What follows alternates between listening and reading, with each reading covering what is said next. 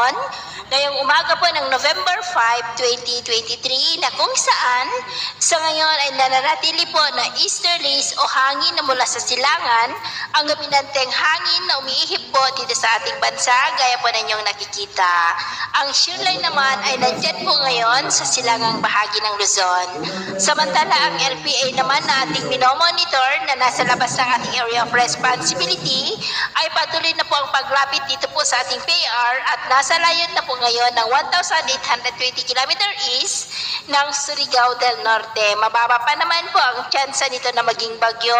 for the next 3 to 5 days pero posible na may banta ng sama ng panahon sa susunod na mga araw gaya ninyong nakikita at ang development po ng ito ang ating babantayan kung matutuloy po yan o hindi. At ito naman ay pinapakita ng forecast model natin pong ginagamit hanggang sa susunod na 2 linggo. At sa lagay po ng ating panahon, ngayong madaling araw ay generally fair weather po sa malaking bahagi ng ating bansa, maliban lamang sa mga tsansa ng mga isolated rains sa northeastern part ng Cagayan,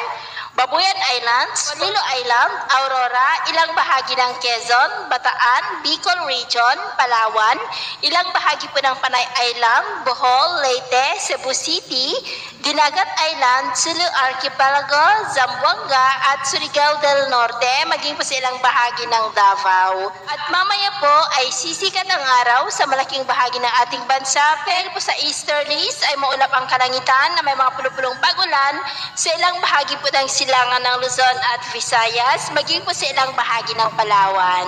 At mamayang hapon, posible ang maulap na kalangitan na may mga pulupulong pagulan pa rin sa mas maraming bahagi na ng ating bansa. Kaya kung lalabas tayo sa ating mga tahanan,